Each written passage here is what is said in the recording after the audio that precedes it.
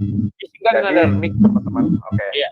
Udah ya? Iya, jadi gini, sebelum ke Oreh Nadar, nanti kita akan naikkan tradisi Judaism biar sama-sama nanti clear. Ya kan? Enggak. Ya, silakan. Jangan. Arisno jangan.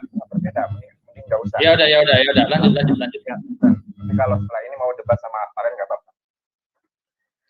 Jadi saudara-saudaraku, disinilah ya, kalau memahami agama berdasarkan asumsi, bukan berdasarkan fakta dan data. Kalau saya ini berdasarkan kajian linguistik, ya, bukan main-main. Ada ilmunya, ada disiplin ilmunya. Pertama tadi saya sampaikan, saudara, apabila kita melihat, bisa saudara cek ya, saudara-saudari terkasih dimanapun saudara-saudari berada, silahkan dicek di dalam kamus Alkitab halaman 376 tentang definisi nabi. Seorang nabi itu adalah hamba Tuhan. Pertama, bukan Tuhan, dan bukan pula firman yang menjadi manusia. Ini titik tekan yang harus saudara-saudari pahami untuk mendapatkan berkat kasih karunia dan kuasa serta anugerah, kemudian karya terbesarnya yaitu hidayah al-Islam. Dari definisi Nabi saja, Yesus tidak lolos klasifikasi. Kenapa?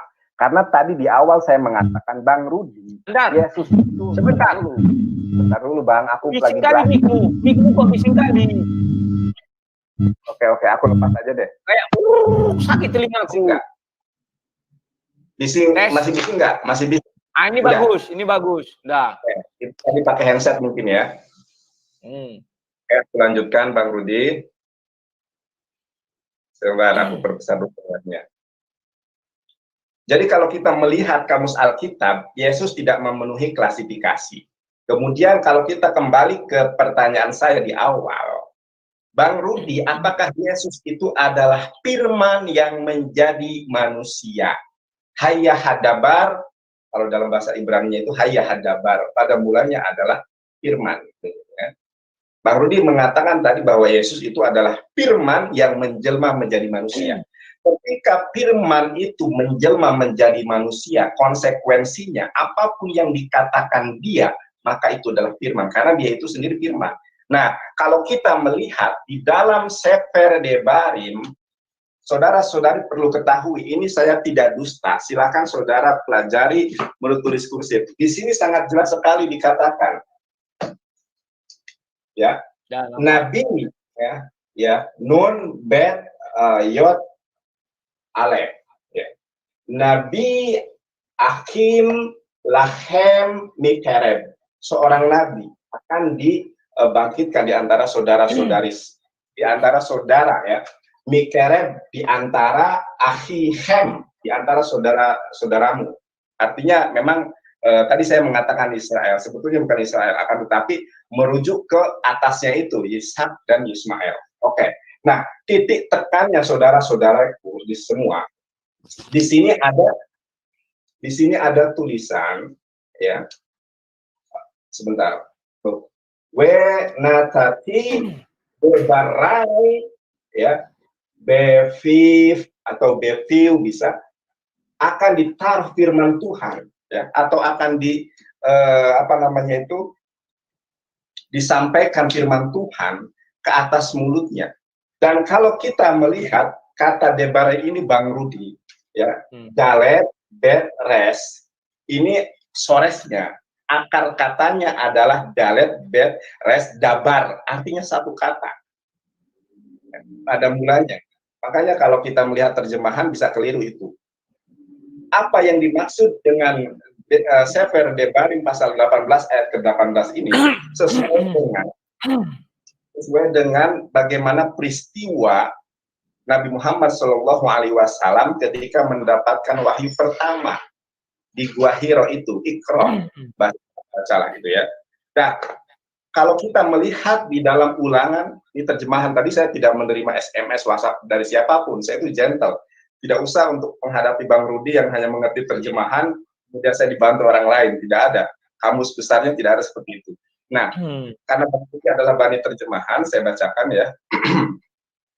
Di dalam Ulangan 18 itu, seorang nabi akan kubangkitkan bagi mereka di antara saudara-saudara mereka, seperti engkau ini. Aku akan menaruh firmanku ya dalam mulutnya. Ini sesuai dengan firman Allah di dalam surat An-Najm itu ya. Wa ma yantiqu anil hawa in huwa ila wahyu yuha.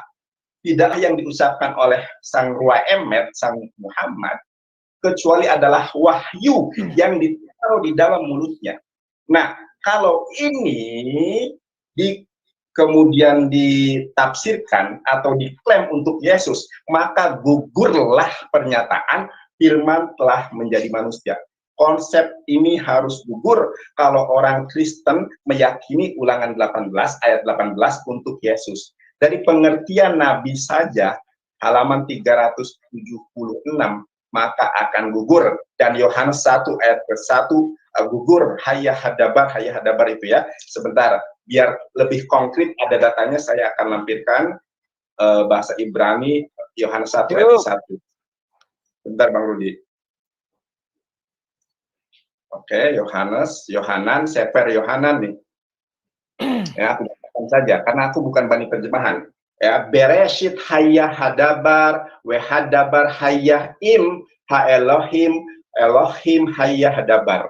Nah, di sini menggunakan kata dabar, tidak menggunakan kata amar. Mungkin Bang Rudi mohon maaf Bang Rudi ya, kita tidak akan apple to apple kalau Bang Rudi tidak menguasai Hebrew, tidak menguasai Ibrani. Tapi boleh kiranya apa yang saya sampaikan ini menjadi berkat ketika kita membaca Bang Rudi, silakan nanti dibuka ya, Yesaya 42 ayat ke-1. Jadi nubuatan di dalam Sefer Debarim yang merupakan salah satu kitab Taurat Musa, Pentateuch ya, Sefer Bereshit, Shemot, Vaikra, Medutta, Debarim. Dilihat di dalam sebentar Bang Rudi, di dalam Yesaya 42 ayat ke-1 situ. Ya, ini pun untuk melengkapi apa yang dinyatakan Musa tentang nabi ini. Sebentar saya buka dulu ya. Di dalam Yesaya 42 ayat ke-1. Bagaimana penjelasan Nabi Yesaya tentang hal ini.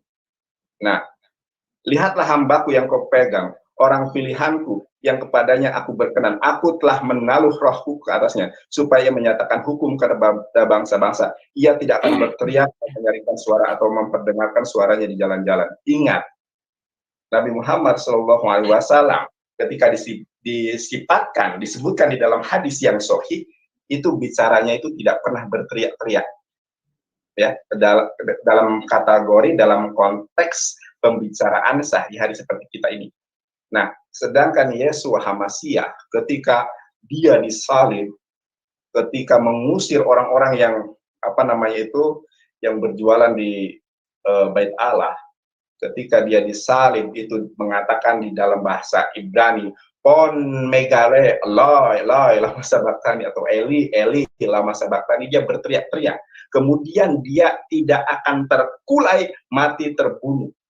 Siapa lagi seorang nabi yang tidak mati terkulai kecuali Nabi Muhammad SAW. Kemudian akan menaruh rohku ke atasnya. Siapa lagi kalau bukan Nabi Muhammad SAW. Buluh yang patah terkulai tidak akan diputuskannya, dan sumbu yang pudar nyalanya tidak akan dipadamkannya, tetapi dengan setia akan menyatakan hukum. Nah, ingat, menyatakan hukum kepada bangsa-bangsa. Kemudian di dalam kitab Kejadian juga dinyatakan Bang Rudi, bagaimana kejadian berapa ya? Kejadian 50 ayat Kejadian 49 ayat ke-10 kalau tidak salah itu, bagaimana tonggak kerajaan ini akan beralih dari Yehuda kepada orang yang berhak atas kerajaan itu.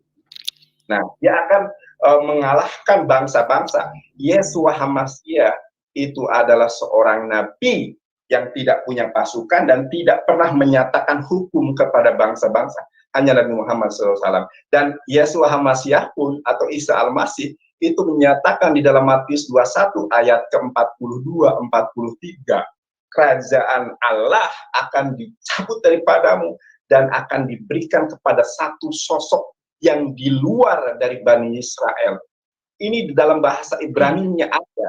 Jadi begini Bang Rudi, bahasa Ibrani atau di luar orang Israel, kalau satu pribadi di luar orang Israel, di luar orang Yahudi, itu disebut goy, satu pribadi. kalau satu bangsa itu disebut Goyim di luar Israel. Dan kalau kita melihat, nanti saya tunjukkan di sini, kalau kita melihat di dalam Matius 21, 42, 43, ketika Yesus menyatakan kerajaan Allah akan dicabut dari bangsa Israel, itu akan diberikan kepada satu pribadi. Pertanyaan dari saya, satu pribadi ini siapa? Jadi begini Bang Rudi, iya, satu pribadi itu siapa?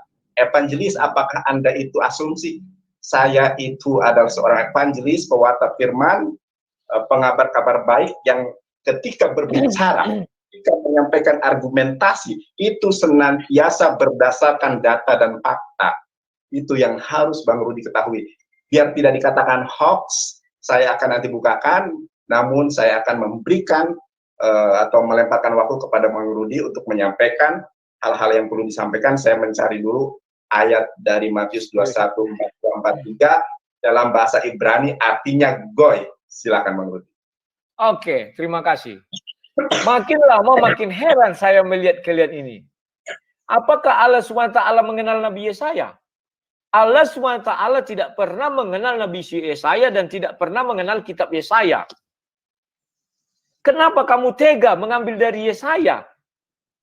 Kalau memang betul Allah SWT mengatakan dia mengenal kitab Yesaya, di dalam Al-Quran sudah pasti tidak hanya 4 kitab disebutkan, yakni Taurat, Zabur, Injil, dan Al-Quran.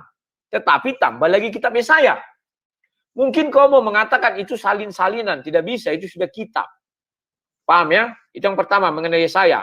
Yang kedua, saya mulai dari uraian kau. Tolong kamu bacakan lagi kamus tadi. Silakan, bacakan dulu kamus tadi. Nandar, saya mau dengar.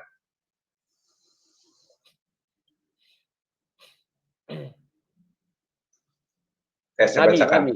Ya, pelan-pelan, bacakan. Nabi seorang hamba Tuhan yang dipanggil untuk menyampaikan firman Allah kepada manusia. Itu. Udah. Nah, sekarang aku tanya, di mana di situ dikatakan tidak boleh firman menjadi manusia? Coba tunjukkan ayatnya, mana? Nah, Kalimat mana? Di sini sangat jelas ya, bahwa Nabi adalah seorang hamba Tuhan. Artinya apa? Artinya dia bukan Tuhan. Ini yang harus dicatat. Sebentar, cukup sampai situ. Stop dulu sampai situ. Stop dulu. Yesus adalah hamba Tuhan juga. Karena dia adalah firman yang menjadi manusia. Tunggu. Yesus adalah manusia juga. Kan sudah saya jelaskan. Ketuhanan Yesus sudah saya mulai dari Yohanes 1 ayat 1. Kapan dia ada jadi Tuhan? Ketika dia bersama-sama dengan Allah, dengan Bapa, maka dia adalah Bapa. Firman bersama-sama dengan Bapa, maka firman adalah Bapa. Konsep dasarnya ketika kau mendengar suara Tuhan, siapa yang bersuara? Kan Tuhan. Karena suara itu bersama-sama dengan Tuhan. Jadi, definisi yang kau ambil di situ tidak menjelaskan tidak boleh firman menjadi manusia. Nggak ada. Kau asumsi, kau karang. Tidak ada di situ. Paham ya? Kalau dikatakan hamba Tuhan, Yesus pun mengatakan, aku adalah utusan. Kenapa dia adalah utusan? Karena Tuhan selalu hanya mengutus 2 hal.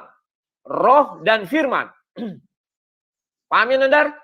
Jadi definisi yang kau bilang itu menggugurkan sendiri apa yang kamu katakan. Paham tak? Jadi kalau kau bilang, Nabi bukan Tuhan. Yang membilang Nabi Tuhan siapa? Kamu kalau mau bicara konsep ketuhanan Yesus, kita buka forumnya. Kapan Yesus dikatakan Nabi, Guru, dan Tuhan? Yesus lengkap panggilannya loh. Bukan hanya Nabi, bukan hanya Guru, bukan hanya Tuhan. Lengkap. Paham ya? Nah, yang berikutnya. Menuju di atas Ishak dan Ismail. Ayat mana yang menjelaskan menuju ke atas? Kau ngarang. Kau sudah menjelaskan saudara. Saudaranya Israel siapa? Esau. Tidak bisa kau buktikan menunjuk ke atas. Langsung kau bilang, oh itu tapi menunjuk ke atas. Nggak ada. Kalimat mana yang menunjuk ke atas? Tolong kau bukakan sekarang juga. Silakan dari ayat itu mana yang menunjuk ke atas. Silakan, aku tunggu. Tapi bukan waktu kau bicara loh. Gunakan sesingkat mungkin. Bang Rudi ngelawak nih. Aku nggak melawak. Serius ini. Tolong bukakan ayat tadi, ulangan 18, ayat 18. Mana yang menuju itu ke atas? Silakan. Aku mau lihat. Mau dari bahasa asli, mau dari bahasa Antubelaus, tunjukkan. Tas dulu Bang Rudi. Tas dulu. Jangan ini. Selu. Ah, Ya, oke. silakan. Aku pakai dulu topengku ini biar agak-agak ngeri sedap Konandar. Biar paham kau tuh. Iya. Siap. Mainkan. Kalau oke gini loh. Wes mantap, keren kali kau ini, Bang. Mantap kan? Ya. Oke, aku juga sedang gini ya. Nah, Bang Rudi ini memang tidak sadar kalau dirinya itu sedang berasumsi begitu ya. Saya tidak berasumsi. Bukakan ayatnya. Itu yang ku minta sama kau, bukakan ayatnya menuju ke atas. Kau tadi bilang ke atas. Kasih ayatnya. Jangan lama-lama. Gini giliran ku bicara, aku hanya nanya kau. Karena tidak mungkin kau bicara, ku potong. Kasih ayatnya. Oke. Aku tunjukkan ayatnya sebentar, mana ya spidolnya. Ulangan 18. Ya, ulangan 18. Bentar ya, aku tunjukkan ayatnya.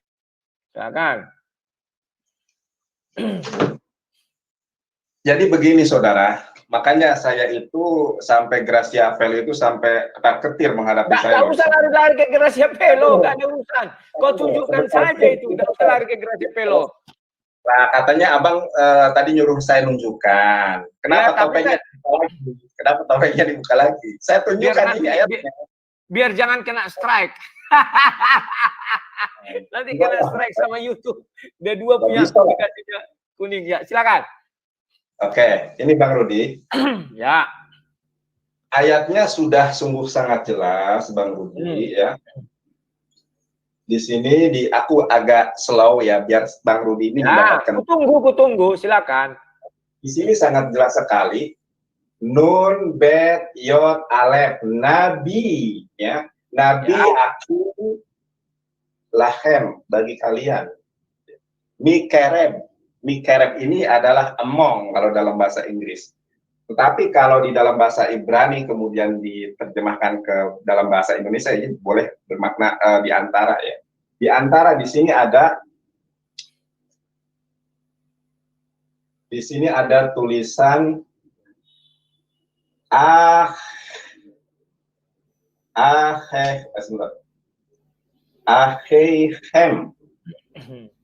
Nah, di antara saudaramu. Ya. Yang dimaksud dengan di antara saudaramu begini. Kita untuk melihat itu asumsi kau. Asumsi kau itu. Asumsi. Tidak ada dikatakan di situ merujuk kepada Ismail. Tidak bisa. Itu giliranku bicara. Kau hanya ku kasih kesempatan menjelaskan. Ini masih giliranku. Itu asumsi. Tunjukkan langsung di situ dikatakan Ismail. Nggak ada. Nggak ada dikatakan Ismail.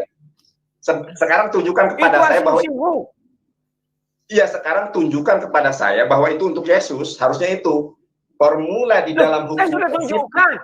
Barang siapa saya yang sudah tunjukkan. Sebentar. Saya sudah tunjukkan.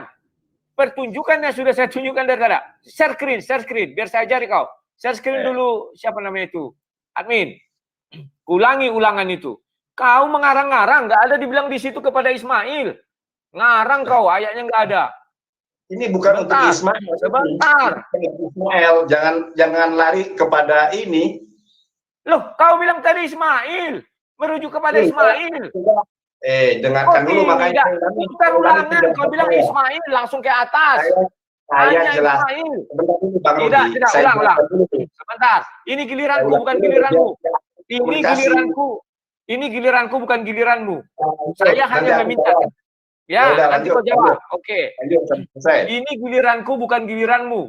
Aku hanya meminta biar kau tahu apa yang kau bacakan. Siap ya? Seorang nabi dari tengah-tengahmu, dari antara saudara-saudaramu. Kau mau bilang saudara-saudaranya ini saudara-saudara siapa? Saudara-saudara si Musa. Oke. Sudah saya katakan. Saudara si Musa namanya Israel. Maka di antara saudaramu yang lain misalnya kau mau mengatakan begitu, Israel punya saudara kembar namanya Esau. Sudah. Tidak bisa kau lompat langsung ke Ismail. Saudara kembarnya si Israel itu ada Esau namanya. Yakub. Yakub itu kan Israel. Oke, paham ya? Sekarang ayat 18. Seorang nabi akan kubangkitkan bagi mereka. Mereka ini siapa? Kumpulan orang banyak dari antara saudara-saudara mereka. Seperti engkau ini, Musa itu adalah seorang nabi. Nabi dari keturunan Lewi. Tidak perlu kau tafsir, tidak perlu asumsi. Musa itu keturunan Lewi. maka akan dibangkitkan seorang nabi yang bukan dari keturunan Lewi. Saudaranya Lewi, 11 suku lagi. Hanya 2 manusia yang menjadi imam yang bukan dari keturunan Lewi. Yang satu Melkisedek sebelum daripada Lewi itu lahir. Yesus Kristus sudah Lewi itu lahir. Sudah saya buktikan ya. Kemudian ayat 16. Tepat seperti yang kamu minta dulu kepada Tuhan Allahmu di Gunung Horeb. Pada hari perkumpulan dengan berkata, tidak mau aku dengar lagi suara Tuhan. Jadi ketika Yesus datang ke dunia, orang tidak lagi mendengar suara Tuhan langsung. Suara Tuhan langsung masuk. Asumsi. Tetapi firman itu telah menjadi manusia, itu bukan asumsi. Sudah ada Yohanes 1 ayat 1, Yohanes 1 ayat 14. Tidak mau lagi aku mendengar suara Tuhan. Itulah sebabnya hanya di zaman Yesus orang tidak lagi mendengar suara Tuhan.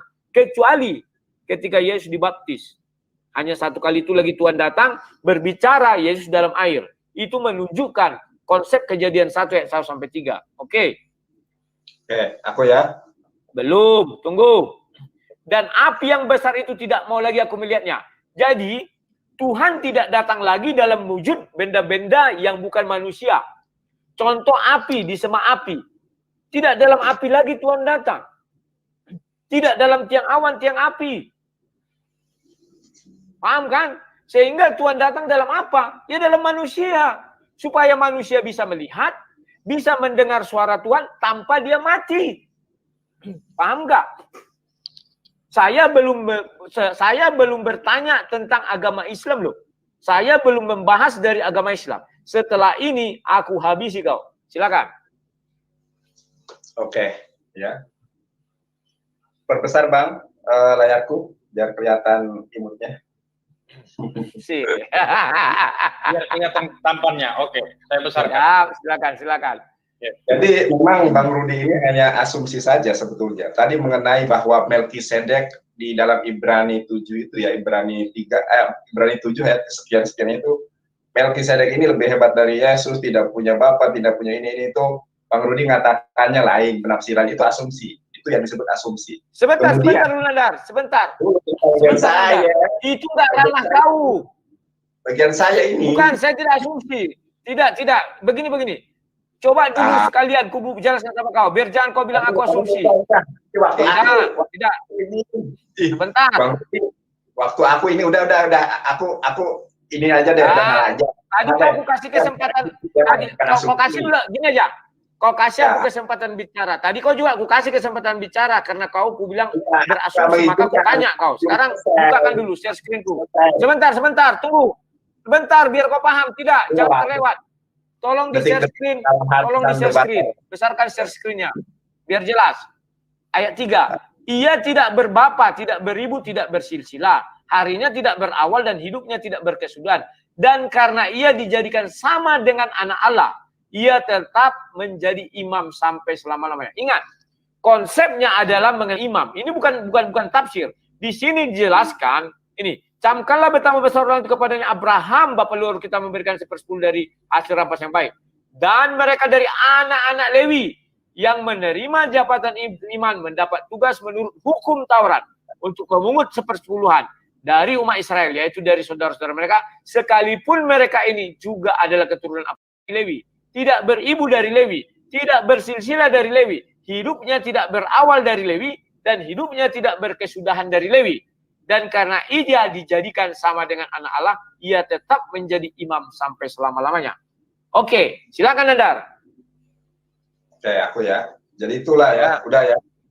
Terserah kita kembalikan ke penonton siapa yang berasumsi, akan tetapi saya nyatakan ya, siapa di dunia ini orang yang tidak bersilsilah, hidupnya tidak berawal dan tidak berakhir. Ingat satu hal, bahwa Melkisedek ini hanya diceritakan di dalam beberapa pasal dan ayat saja. Tidak ada yang mampu memberikan penjelasan secara eksplisit, secara gamblang tentang Melkisedek. Saya pernah bertanya kepada orang-orang lulusan atau jebolan STT, siapa Melkisedek itu? Ada yang mengatakan ini teofani, yes, dan lain sebagainya. Tidak ada satu kata mufakat. Tidak ada satu konsensus dari para apologet Kristen mengenai siapa Melkisedek. Ingat itu. Jadi ketika saya mengatakan bahwa Bang Rudi itu asumsi, maka memang betul itu asumsi. Tetapi saya tidak akan tidak bisa kau nuduh saya asumsi, tidak bisa begitu. Kalau saya berbeda dengan apologet lain itu sah. Tidak bisa kau paksakan kami harus satu kata, nggak bisa. Dan tadi pertanyaanmu belum kujawab, ada 3 lagi, sebentar. Ternyata saya belum selesai, ada 3 lagi yang mau aku jawab. Tentang Goa Hiro. Sebentar. Sorry aku minta maaf. Tadi ada 3 yang belum kujelaskan. Sebentar. Ada 3 yang belum kujelaskan pertanyaanmu karena tadi buru-buru. Tentang Goa Hiro, tentang mati terkulai, tentang Yesus Nabi. Sebentar. Biar selesai. Tunggu. Belum selesai ini menjelaskan, baru aja ngomong asumsi sudah. Sebentar. Karena begini Nandar, tidak bisa kau mengatakan asumsi-asumsi dari tadi kau kulihat begitu. Kau jelaskan saja, nggak usah pakai asumsi. Kalau kau mengatakan kau asumsi silakan. Ya udah yang waras. Dan satu lagi, 2 kali kau jangan sama-samakan aku dengan Gracia Pelo. Jangan sama-samakan aku dengan orang-orang lain. Aku adalah aku bicara di sini sebagai aku. Paham ya? Dan kau pun tidak akan kukatakan kau tidak seperti Aristo dan tidak seperti yang lain-lain. Paham? Oke, silakan. Sip, tarik. Bang Rudi ini lebih daripada istri saya baperan. Enggak, begini. Sabar gini. Bang Valen saya naikkan aja karena tadi saya undang, tapi beliau nggak ngomong. Bang Rudi saja sama ini. Karena Bang Valen juga menyiarkan. Kalau nggak ngomong di bawah aja. Oh ya siap. Nggak usah. Si Nandar pun nggak setuju itu. Biar jelas. Oke, lanjut. Tarik. Ini kita, Bang Rudi, biar kita tidak tegang-tegangan, tos lagi. Tos. Oke.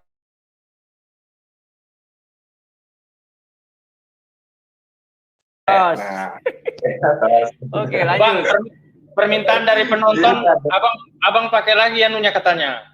Permintaan dari penonton nih rame sekali. Pakai lagi topengnya katanya, Bang. Yang pakai. Bang Rudi. Jelek. Aduh, Bang Rudi. Silakan. Sinyalku jelek tadi nggak dengar. Iya, Bang Rudi. Permintaan dari penonton pakai lagi katanya topengnya. Oh. Iya. Nggak apa-apa. Ya, siap. Ayo. Aku teriaki. Keren. Aku juga. Ayo, silakan. Kayak Romo. Pakai mandar. Pakai sarung. Ya. Aduh, gimana tadi ya? Oke, teman-teman. Saya ulangi perkataan saya. Mohon maaf sebesar-besarnya tadi Bang Rudi merasa tersinggung ketika saya mengatakan asumsi. Balik. Oke, ya, itu balik. Artinya penafsiran. Nggak usah mengeluarkan pernyataan yang nggak penting. Oke, saya ngalah. Yang waras ngalah ya, saudara. Begini, saya akan jelaskan kembali kepada saudara-saudari yang terkasih. Evangelis Yonatan Nandar menguasai kursif dan Ibrani cetak. Saudara, jadi begini, ya. Nabi yang dijanjikan oleh Allah di dalam Taurat, ini adalah seorang nabi, seorang manusia, dan seorang hamba Tuhan. Bukan seorang firman yang menjadi manusia.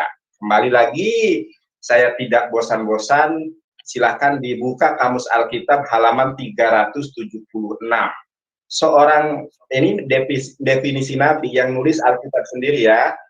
Ini Lembaga Alkitab Indonesia. Nabi adalah seorang hamba Tuhan yang dipanggil untuk menyampaikan firman Allah kepada manusia. Hamba Tuhan, clue yang pertama, dan dia menerima firman Tuhan. Kenapa saya di awal Bang Rudi dengan kasih karunia Tuhan, dengan penyertaan Tuhan, tadi saya mengatakan Bang Rudi, Yesus itu adalah firman yang menjadi manusia atau bukan? Bang Rudi mengatakan bahwa Yesus adalah firman yang menjadi manusia. Ketika firman menjadi manusia, maka dia tidak usah lagi menerima firman. Kenapa dikatakan demikian, saudara? Karena dia firman Tuhan sendiri. Jadi apapun yang dia ucapkan itu adalah firman Tuhan. Tetapi nyatanya di dalam Yesaya, di dalam kitab Ulangan 18 ayat ke-18, itu dia akan menerima firman. Dan bahkan Firman yang diterima kali pertama adalah satu kata, satu diksi. Tidak pernah Yesus menerima satu firman dengan satu diksi, kecuali ruwemet roh kebenaran Muhammad SAW ketika di Gua Hiro. Dan ini Bang Ruby bisa di cross check, bisa ditanyakan kepada ahli Ibrani yang orang Kristen. Saya ulas sedikit saja. Nabi Yakim, Lachem, Mikereb, Achem, Kemoha. Ada kap satu. Ini belum tentu pendeta bisa menguasai ini ya. Kalau evangelis bisa. Kalau pendeta paling bisanya baca ini ya. Ini ya. Ini berani cetak ini. Nabi Yakim, Lachem, Mikereb, Ahichem, Kemoka. Seperti Kemoka, seperti Musa. Sebentar. Seperti Musa ini ya. Ini bahasa Ibrani cetak, Kemoha, ini bahasa Ibrani tulisan, Kemoha, seperti Musa. Nah, masalahnya, saudara-saudari yang terkasih, apakah Yesus seperti Musa? Musa poligami, Yesus menurut saya poligami, Maria Magdalena, Lydia. Tetapi di dalam perspektif kekristenan, Yesus tidak poligami. Artinya apa? Tidak seperti Musa. Musa punya 2 istri. Di dalam bahasa Ibrani ketika kemoha seperti Musa ini seperti awakmu, oyo awakmu ini. Kalau bahasa Sundanya jika sia, jika maneh, jika anjing gitu. Itu maka segala sesuatunya harus seperti Musa. Musa punya bini 2, dia lebih dari 1 istri. Artinya poligami, kemudian Musa tidak pernah jadi Tuhan, kemudian Musa bermukjizat atas kuasa Tuhan, dan Musa bukan firman Tuhan yang menjadi manusia. Kemoha, silahkan cari kamus dan gramatikal Hebrew yang disebut kemoha, seperti awakmu, seperti kamu ini mempunyai pengertian agak mirip kepribadiannya, saudara. Nah, dengan konsepsi, dengan pendekatan linguistik gagal total bahwa ini adalah Yesus. Akan tetapi saudara-saudari yang terkasih, kalau kita melihat bahasa Ibraninya, ini tulisan kursiv, Dalet, Bet, Res, Yod, Debarai, ya, Debarai. Kalau dalam bahasa cetaknya ini ya, Dalet, Sefa, Kamat, Fatah, Yod, Debarai. Dia ini akan menerima satu kata dari Tuhan, satu diksi dari Tuhan. Diawali dengan satu diksi. Siapa lagi kalau bukan Muhammad? Ketika Nabi Muhammad SAW menerima di Gua Hiro, Iqra, bacalah, Iqra, bacalah, Iqra, bacalah. Dan ini hanya digenapi oleh Muhammad SAW, Nabi yang umi, Nabi yang terakhir, sebagaimana nubuatan Ulangan 18 ayat ke-18. Apabila kita membaca secara komprehensif, sebetulnya kitab Ulangan 18 ayat ke-18 ini hanya memberikan beberapa clue saja. Saya belum melanjutkan ayat-ayat, tetapi karena waktu ini sangat singkat sekali, di dalam kitab Yesaya, di dalam kitab kemudian Kejadian, tonggak kerajaan akan dicabut, akan berpindah dari Yehuda. Kemudian perkataan Yesus sendiri, oh ya tadi saya janji ya saudara, capek juga saya. Slow. Oke. Nah saudara, ini bahasa Ibrani perjanjian baru Bang Rudi. Ya Yohanan. Perjanjian baru bahasa Yunani itu. Ya itu terjemahan juga karena Yesus itu bahasanya bahasa Ibrani, bukan bahasa Yunani. Oke, lanjut. Interupsi dulu. Saudara-saudari yang terkasih, apabila kita membaca Sefer Yohanan, Sefer Matius ya, Matius pasal ke-21 ayat ke-43. Sampai di sini disebutkan Al-Khen ani Omer lahem kitilakah ya, kitilakah michem malakot ha Elohim. Milkot ha Elohim, milkot kerajaan Allah ya. Elohim milkot wetinaten legoy. Nih ya, aduh gimana bisa dibesarin nggak ya? Bisa. Oke. Nah ini tuh Bang, ini ya. Ini adalah lamet, gimel, kemudian ini vav ya, legoy, lamet, gimel, vav, yod dibaca legoy. Kerajaan Allah kata Yesus ya. Di sini tilaka mechem malkot ha Elohim, kerajaan Allah, kerajaan Elohim akan dicabut ya.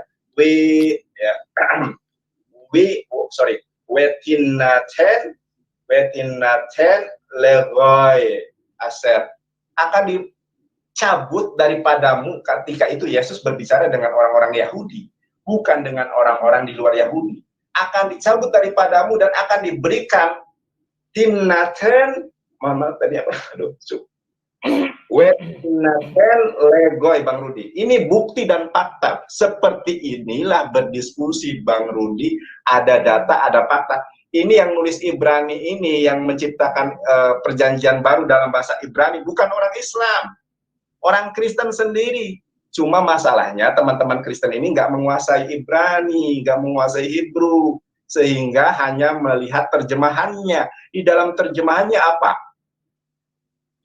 Kerajaan Allah akan dicabut daripadamu dan akan diberikan kepada suatu bangsa lain. Kalau bangsa itu dalam bahasa Ibraninya bukan legoy, tetapi goyim.